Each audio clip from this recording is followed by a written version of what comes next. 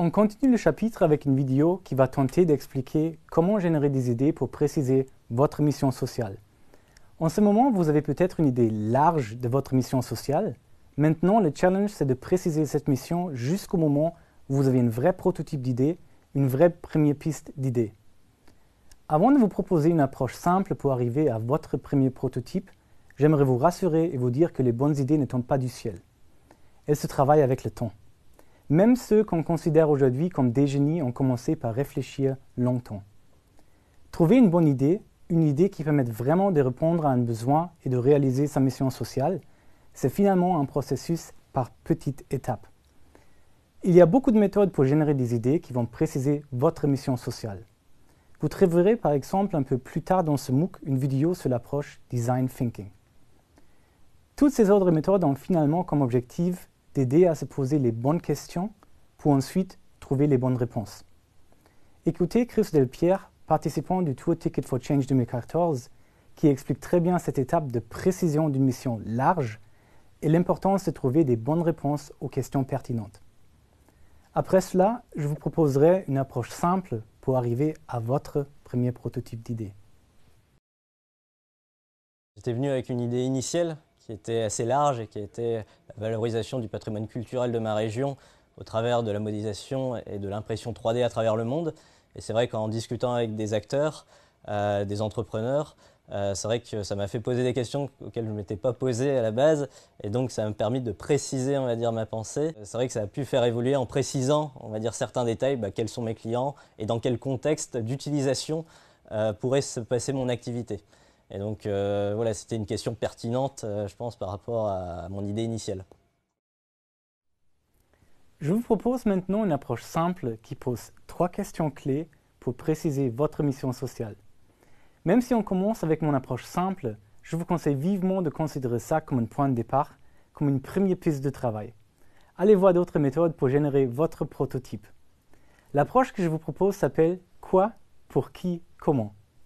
Pour notre approche, la première étape, c'est de répondre à la question « Quoi ».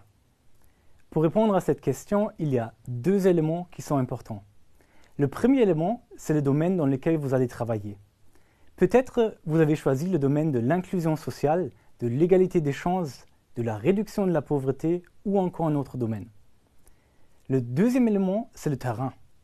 Est-ce que vous imaginez plutôt votre projet dans les banlieues de Paris, dans un pays spécifique, dans un continent entier, ou voulez-vous avoir un impact mondial? C'est vraiment important de se poser la question, c'est quoi le potentiel de mon idée et à quel point je veux l'exploiter et être ambitieux. Reprenons l'exemple de Dialogue in the Dark. Pour eux, la réponse à la question « Quoi » c'est l'inclusion des personnes avec un handicap au niveau mondial.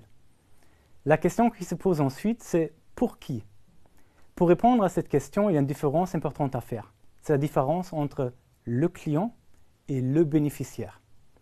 Le client est la personne qui paye pour notre produit ou service. Le bénéficiaire est la personne qui profite de l'existence des produits ou services proposés par votre mission sociale.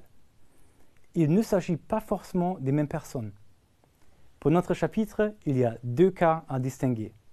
Soit nous avons des clients qui sont en même temps les bénéficiaires de notre service ou notre produit. Soit nous travaillons pour des bénéficiaires qui ne sont pas des clients. Dans l'exemple classique du microcrédit de manière générale, les clients sont en même temps les bénéficiaires. Je parle des personnes pauvres qui profitent de l'offre des microcrédits, sont eux les bénéficiaires. En même temps, c'est aussi à eux de payer des taux d'intérêt sur leur crédit. Les bénéficiaires sont donc aussi les clients d'une banque de microcrédit. Ici, nous avons client égale bénéficiaire. L'exemple de Dialogue in the Dark illustre le deuxième cas. Les personnes aveugles qui travaillent dans les restaurants ne sont pas les clients. Les clients sont des personnes comme moi qui viennent dans les restaurants et payent leur repas. On a donc les personnes aveugles qui sont les bénéficiaires d'un côté et les clients qui payent leur repas de l'autre côté. Maintenant, je vous propose un petit quiz.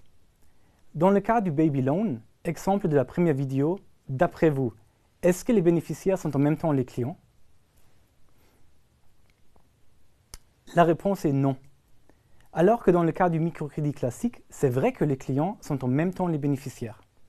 Ils reçoivent les microcrédits en tant que bénéficiaires et ils sont les clients car ils payent le taux d'intérêt. Dans le cas de Baby Loan, l'innovation, c'est que le bénéficiaire ne paye pas d'intérêt.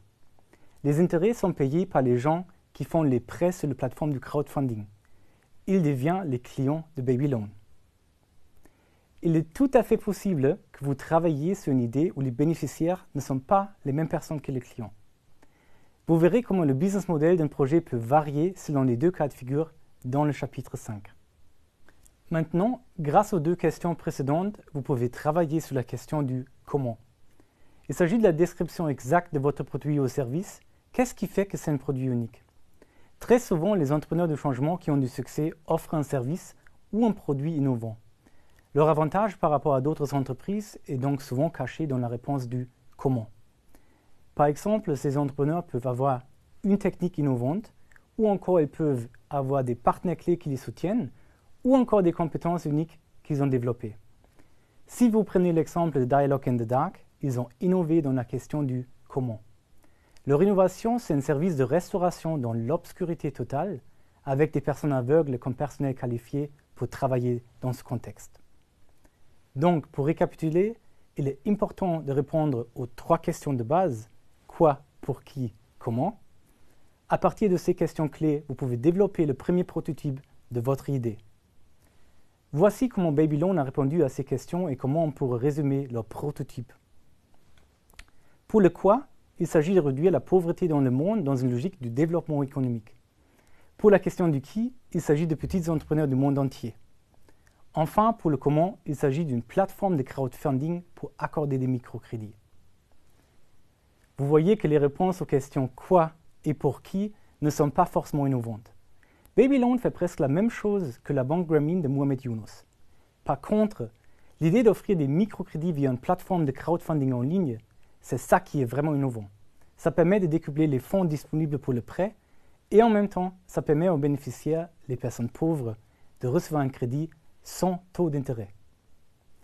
Pour conclure avec cette vidéo, je vous conseille de répondre aux trois questions de base pour développer votre premier prototype d'idée.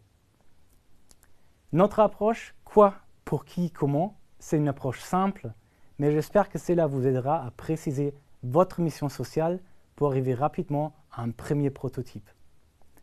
Attention, il n'est pas du tout facile de développer un prototype d'idée innovant. Il faut bien comprendre que ça se fait par étapes.